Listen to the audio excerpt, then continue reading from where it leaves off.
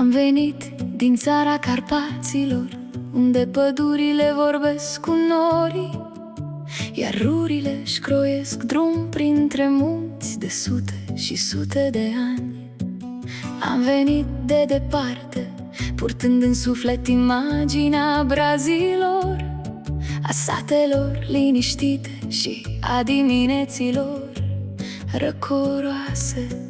Și am găsit aici, sub cerul tropical al Malaiziei, o lume atât de diferită și totuși atât de familiară.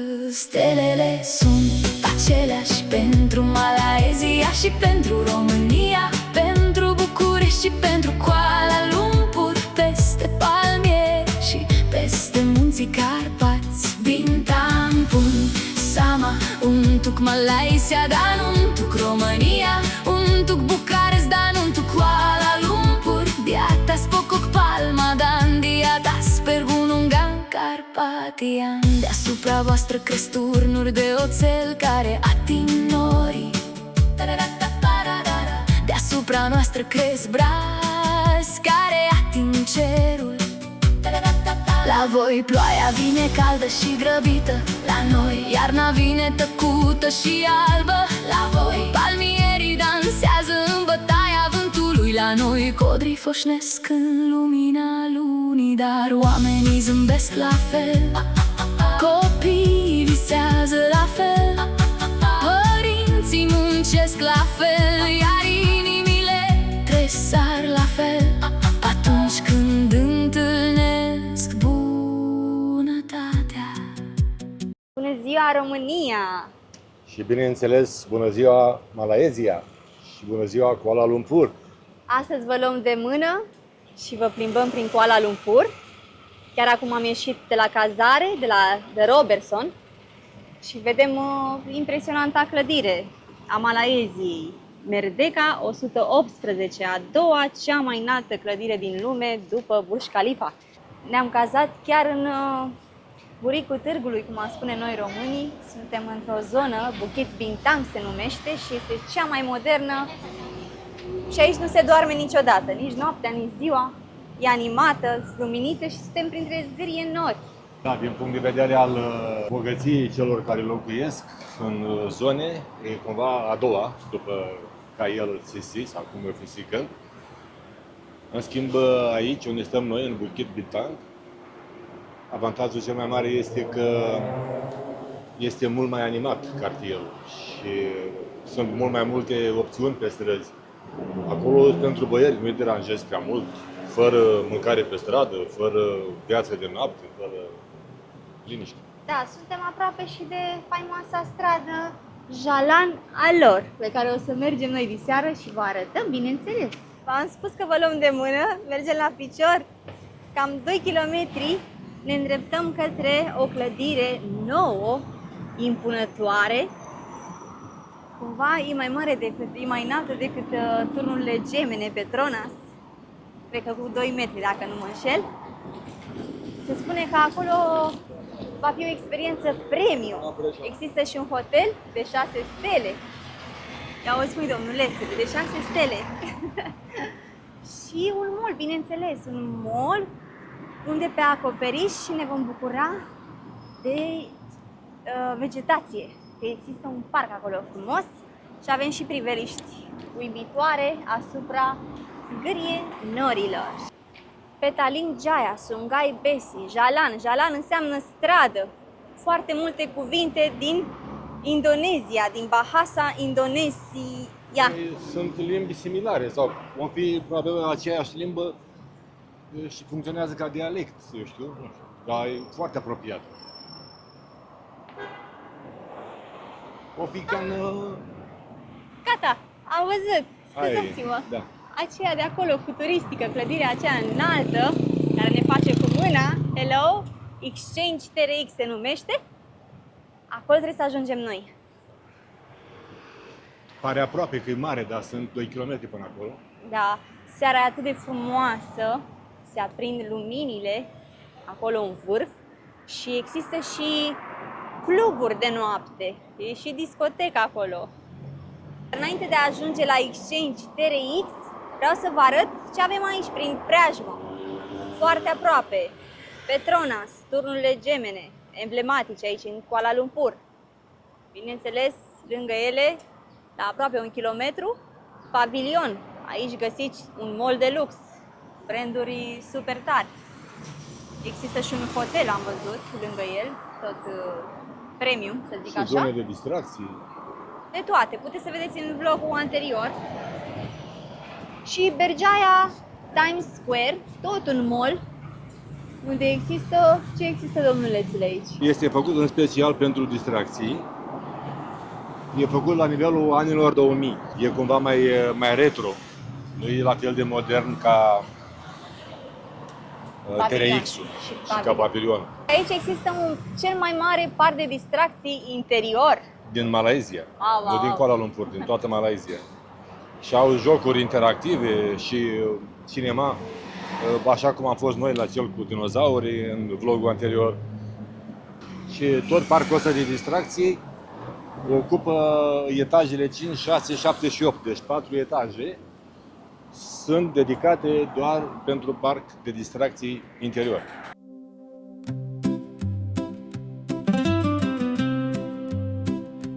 Am venit din țara Carpaților, unde pădurile vorbesc cu norii, iar râurile își croiesc drum printre munți de sute și sute de ani. Am venit de departe, purtând în suflet imaginea brazilor, a satelor liniștite și a dimineților coroase. Și am găsit aici, sub cerul tropical al Malaysiei, o lume atât de diferită și totuși atât de familiară. Stelele sunt aceleași pentru Malaysia și pentru România, pentru București și pentru Kuala Lumpur, peste palmieri și peste munții Carpați. Bintan pun sama untuk Malaysia dan untuk Romania, untuk Bukarest dan untuk Kuala Lumpur. Di atas pokok palma dan di atas pegunungan Carpathian. Am ajuns la mall și intrăm aici. Și deja se simte mirosul banilor. Ne întâmpină Louis Vuitton, domnul Dior și uite ce detalii. Uite ce e pe jos. Totul sclipește, e sclipitor. Curățenie, organizare și foarte lat pasajul. Și modern. Ia uite ce e. Chanel, Bulgari, Dior am zis, se vede aici. Celine.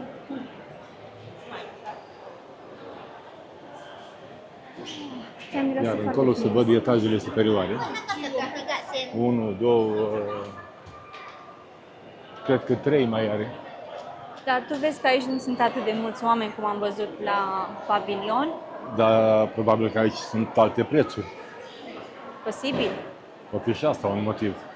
Deci noi am venit aici să vă arătăm cât de ambițios sunt oamenii aceștia. Și vrem să ajungem în principiu pentru noi sus acolo la etaj, să vedem orașul și să prindem apusul. Ce faci? Și să vedem pe unde. Cred că acolo e o scară, bă. Wow, și uite ce pe sus. Astea sunt liane, cred. Imită lianele. Imită lianele.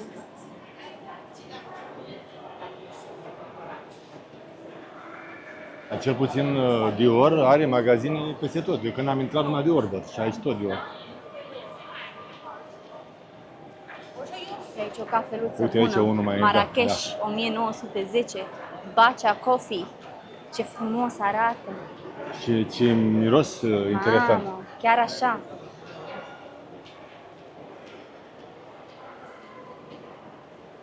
Uite, iar Dior. E cauți pe Dior, îi zici că e împiedici de- magazinul lui, mall-ul lui. Acolo în față avem 2 tauri. Nu sunt tauri, sunt bivol cumva. Dar să știi că eu am văzut și din ăștia adevărați. Aici. Sunt adevărați. Ia sunt, vezi. E adevărat. Și stă la într-un loc așa mult timp. Uite că sunt. S-a mișcat unul din ea. Păi dacă spun... Ia uite. Sau sunt pe baterii? O să dau din coadă. Ăla. Asta doarme. Ia uite-i, mă, ce frumos sunt. Poate, sunt făcuți. Ce bine s-au gândit oamenii aceștia să pună ca design aceste animăluțe, care bineînțeles că atrag privirile. Yeah. La vitrin timpul. Yeah, yeah. La vitrin timpul stă în loc. Fiecare om are un foc. Unii cumpără visul lor, alții îl privesc din exterior. La Tereric sub cerul greu, toți visează cât un trofeu. Banii vin și banii pleacă, dar dorința nu se împacă. La Tereric printre oglinzi, vezi ce ai și ce pretinzi. Lumea urcă tot mai sus, după un vis ce n-a pus. Banii vorbesc, banii vorbesc, unii te ridică, alții te lovesc. Banii vorbesc, dar nu iubesc, vin și pleacă, nu se opresc. Banii vorbesc, banii decid, construiesc imperii, altele se închid. Astăzi ești prins sau poate cerșetor, însă ține minte, vei fi învingător.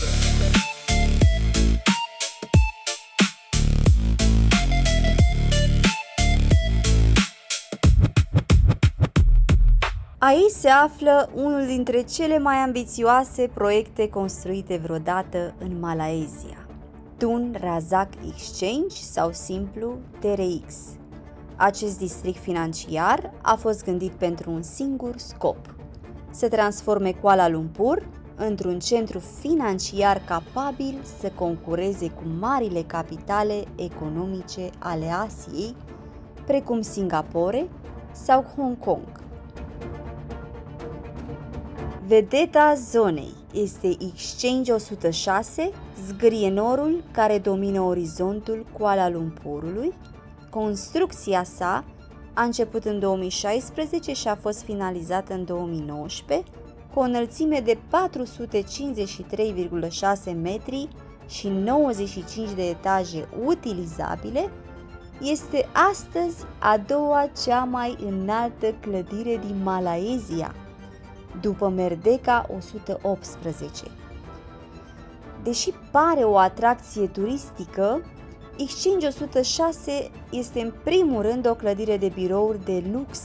Aici își desfășoară activitatea companii financiare, bănci și corporații internaționale care contribuie la dezvoltarea economiei malaiziene. Pentru malaizieni, TRX înseamnă mai mult decât clădiri și investiții. Este un simbol al ambiției unei țări care, în doar câteva decenii, a trecut de la o economie bazată pe cauciuc și exploatări miniere la una dintre cele mai moderne și dinamice economii din Asia. Iar când privești acest peisaj urban cu Exchange 106, turnurile Petronas și Merdeka 118 ridicându-se deasupra orașului, înțelegi de ce Kuala Lumpur este considerat astăzi unul dintre cele mai spectaculoase și moderne orașe ale Asiei de Sud-Est.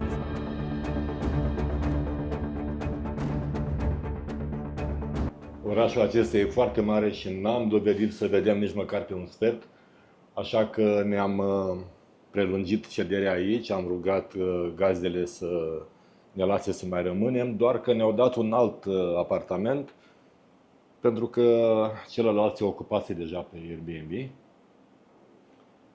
Iată, deja se lucrează. Hello! Kuala Lumpur, we love you!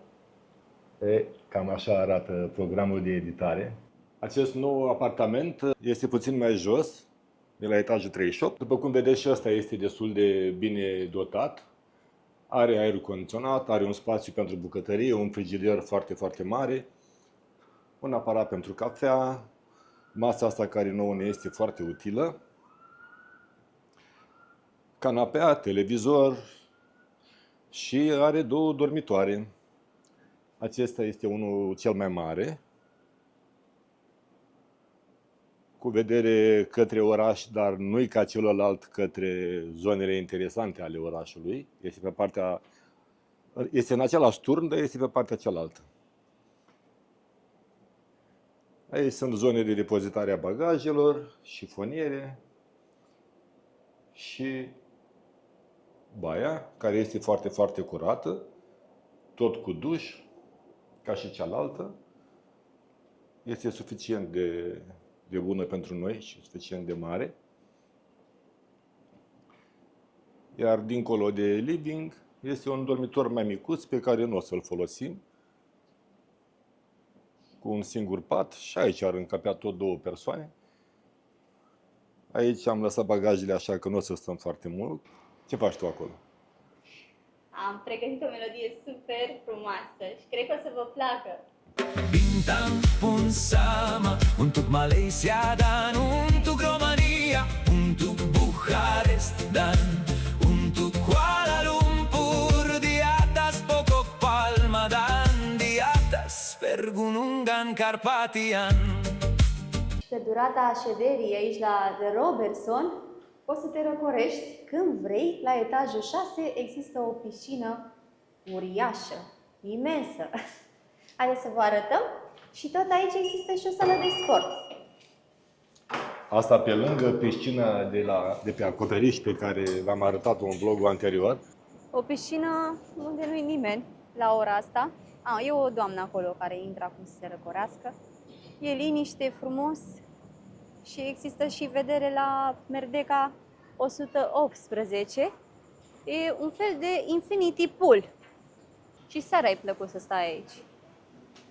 Fiindcă se aprind luminițele, se schimbă peisajul și Merdeka e chiar aici. Pregătiți-vă că vă ducem într-un loc la care vă așteptați mai puțin. Facem cu mâna tigrului Merdeka. Puțin turiști știu că aici, în centrul Kuala Lumpurului, unde sunt concentrate cele mai multe clădiri înalte, tigrii acestei capitale, cum ar fi Menara. Sunt acolo în spatele Menarei turnurile Petronas. Iar aici se află Bukit Nanas. Jalan Bukit Nanas este un deal al ananașilor. O să vă spunem imediat povestea. E foarte interesantă și vă ducem într-un loc la care nici nu vă așteptați. I love you! I love you! Zici ceva? E amețeala când vezi atâtea clădiri înalte în jurul nostru. Da, așa este. Suntem în junglă sau în oraș? Și una și alta. Taman Eco Rimba Kael. Aici e intrarea. Intrarea în jungla din oraș. Puțini turiști știu că la câteva minute de turnurile Petronas se află o pădure tropicală care face parte dintr-un ecosistem mai vechi decât Amazonul. În timp ce zgârie norii din jur au doar câteva decenii, rădăcinile acestei jungle coboară până în vremea dinozaurilor. Wow!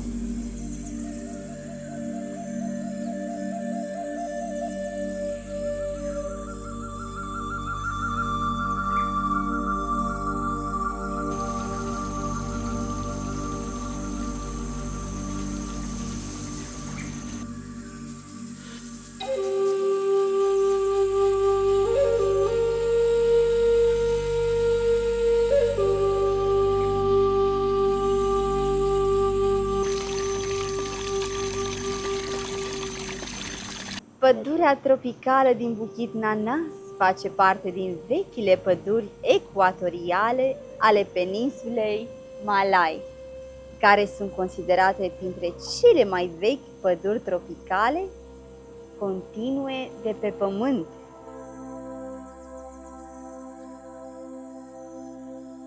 Unele estimări pentru aceste ecosisteme depășesc 100-130 de milioane de ani, deoarece zona nu a fost acoperită de ghețari în timpul erelor glaciare și pădurea s-a regenerat continuu de-a lungul unor perioade foarte lungi. Bukit Nanas înseamnă dealul ananașilor, fiindcă aici, cândva, în secolul XIX, a avut loc un război, iar oamenii care locuiau aici cumva trebuia să se apere de atacatori și tocmai din acest motiv au plantat ananași. Și de atunci și până acum, așa a rămas numele. Auzi păsărelele frumoasele! E destul de lung traseul ăsta pe pod. Trebuie să stau într-un loc. Uite o păsărică! Uite o păsărică, nu mai mișca gardul ăsta. A, nu e păsărică. Mamă, ce frumos miroase! Mamă mia, miroase ceva ca iasomia. A, iasomie, da. Wow. A, uite cucu, aici e cucu. Zgomotul ăsta o fi de la Cycladii, din acele, ca și în Grecia. Cam așa, că nu sunt greie. Posibil. E un amestec între sunetul naturii și sirenele orașului.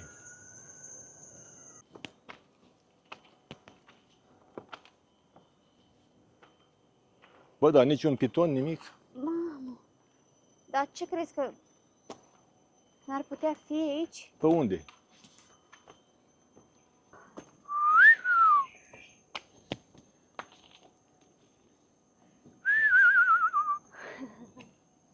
Sunt pe sus de acolo. Mai nu vrei să vezi? Poate găsești o păsărică pe sus?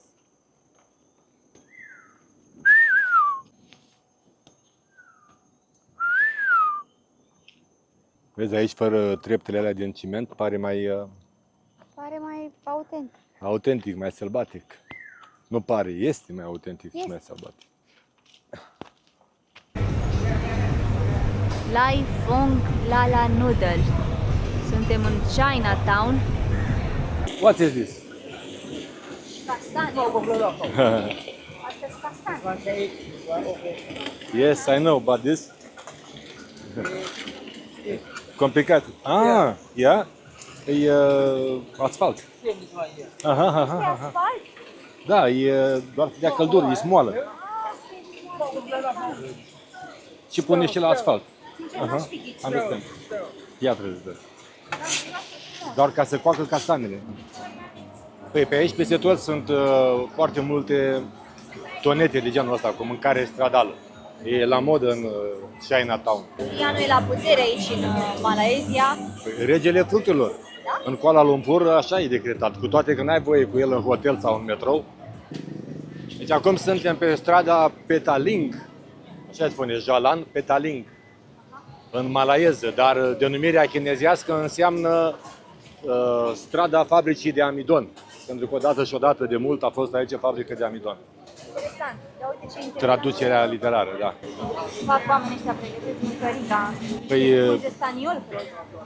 vezi, sunt numai grătare din alea mici, cum am văzut și în Thailanda și în Filipine, cu cărbuni. În secolul XIX, această zonă era cunoscută pentru jocuri de noroc, pentru bordeluri și pentru opium. Nu era o atracție turistică ca și astăzi. Și se spune că erau unele alei care aveau o reputație groaznică, pe unde erau proscriși de la vremea respectivă și localnicii le spuneau aleile fantomelor. Negustorilor de pe această stradă le place să negocieze. Deci dacă ajungeți pe aici și vă cere 100 de bani de ai lor, că am uitat cum le zice, ringgit. Da? Cu siguranță prețul final e undeva la 40-50, adică vă cere cel puțin dublu. Iar toate produsele de firmă sunt făcături. Nu vă aruncați că nu-i, sunt doar niște copii. Printre ei circulă și o poveste, un banc, de fapt, și că poți să cumperi un Rolex înainte de a negocia prețul pentru șosete. Deci dacă aveți nevoie de un ceas Rolex din Chinatown, îl găsiți la colțurile străzilor pe aici. Vezi cât ia poliția? Da?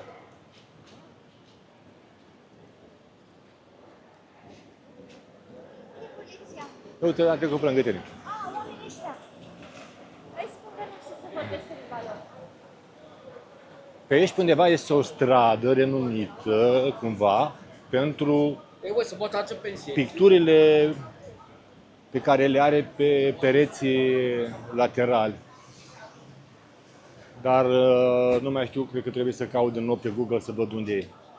Ca în toate orașele pe care le-ați mai văzut cu noi, cum ar fi Bangkok, Manila, și aici există un contrast între locuințele săracilor de la periferie și zgârie norii și luxul din centrul orașului Kuala Lumpur.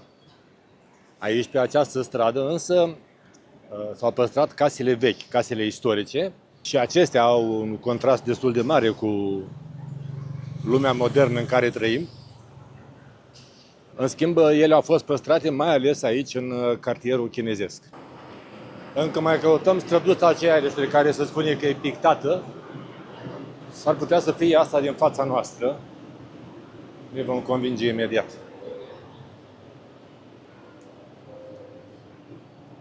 Într-adevăr, parcă e mai colorată, dar nu văd picturi. Aleea pe care o căutăm se numește Kai Chai Hong, dacă o fi asta. Da, am nimerit-o. Fătuca asta mea se mișcă foarte, foarte, foarte greu. Foarte greu. Uite, acolo e locul tău, în durianul ăla. Bine, v-aș pune sulier. Acolo, da.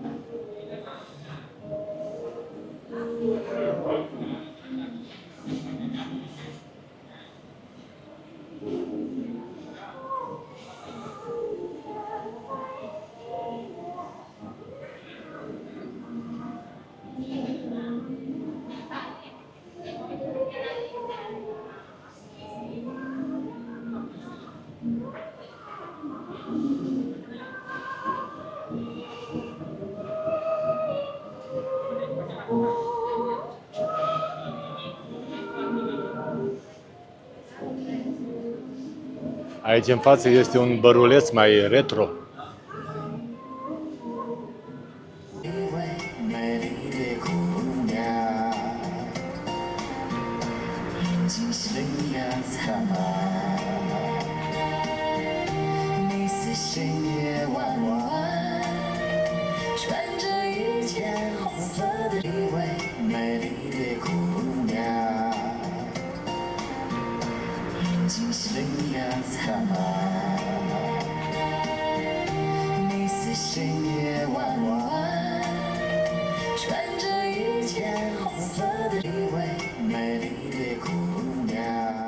După cum v-am mai spus, în Kuala Lumpur există un amestec interesant între culturi. Iată că aici, în mijlocul cartierului chinezesc, este un vestit templu hindus. Iar tot ce vedeți acolo sus pe figurinile acelea care sunt pe acoperiș, sunt zeități, sunt demoni, sunt animale sacre, zeițe, personaje importante din cultura hindusă.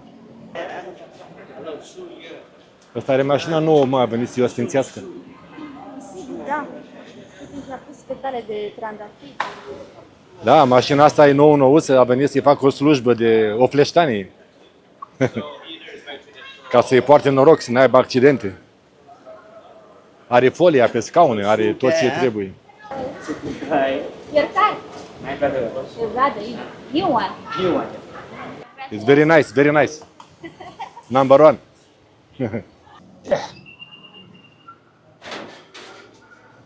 One ring. Huh? One ring. One ring? One ring. Ah. Temple close. Walaupun Anda India, Cina atau Melayu, ini adalah tempat Anda berbanggalah. Walaupun Anda dari KL, Borneo atau Johor, tidak kira siapa Anda dan bahasa apa yang Anda bertuturkan, ini negara Anda, Malaysia, Malaysia, Malaysia, satu hati, satu jiwa. Malaysia, satu hati, satu jiwa. Devam Mangal Vijayana Sripada Mata Masyada Mustafa. Swami Namaha Siva Swami Namaha. Anukukena Dasityatam Padara Gandhadvijo Dasati Chanamartanam Krishnam. Jnanananda Bharatvaraj Namaha Devadeva Mahadevaj Namaha Shivaj Namaha Maheshwaraj Namaha Shambhavej Namaha Sheshekaraj Namaha Ishanamurthaja Namaha Tatpurushavakraj Namaha Gauravrajaj Namaha Bhavadevujyaj Namaha Satyojadamurtaje Namaha Vrajaj Namaha Srasaya Namaha Sikaje Namaha Kavajaj Namaha Netraj Namaha Putraj Namaha Mahadevaj Namaha Kailajavasine Namaha Nanamidavarivalamandravatra Samarpajami Sambargirvadam Gurigirvadam Vishwavanelamvadam Dikkalyanavadam Daritprajanam Chandrasravandiyagadam Dhiratmapragadam Dharam Jayagadam Raurapravagam Gadam Simhaturjagadam Chidambaranadam Varshyanavarnavidam Mahadevaj Namaha Dipajyotim. După cum ați văzut, am asistat la slujba unui călugăr de aici din templu, care la cererea enoriașilor spun diverse rugăciuni zeilor, ei fiind intermediari între oamenii de rând și zeitățile hinduse. Mi s-a părut suficient de interesant cumva, așa pentru un moment prins absolut din întâmplare în acest templu frumos.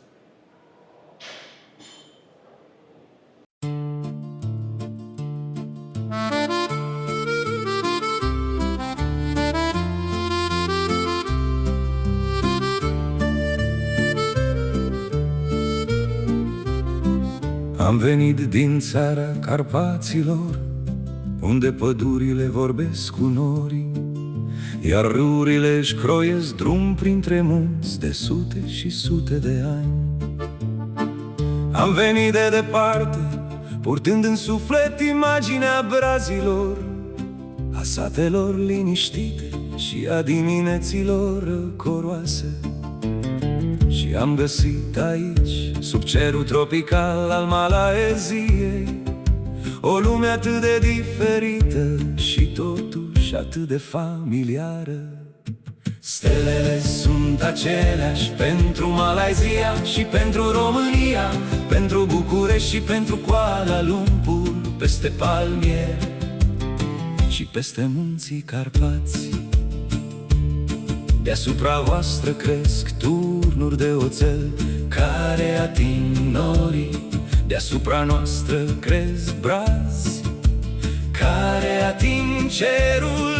La voi ploaia vine caldă și grăbită, la noi iarna vine tăcută și albă. La voi palmierii dansează în bătaia vântului, la noi codrii foșnesc în lumina lunii. Dar oamenii zâmbesc la fel, copiii visează la fel, părinții muncesc la fel, iar inimile tresar la fel. Atunci când întâlnesc bunătatea, am privit luminile din Kuala Lumpur, oglindite în sticla turnurilor, și mi-am amintit de luminile orașelor de acasă, strălucind printre dealuri și câmpii. Atunci am înțeles că distanța nu se măsoară în kilometri, nu în mări, nu în continente, ci în cât de mult alegem să ne cunoaștem. Stelele sunt aceleași pentru Malaysia și pentru România, pentru București și pentru Kuala Lumpur, peste palmier și peste munții Carpați. Aceeași lună luminează moscheile și templele voastre, precum și bisericile noastre. Același vânt poartă speranțele oamenilor, peste munți, peste oceane, peste timp.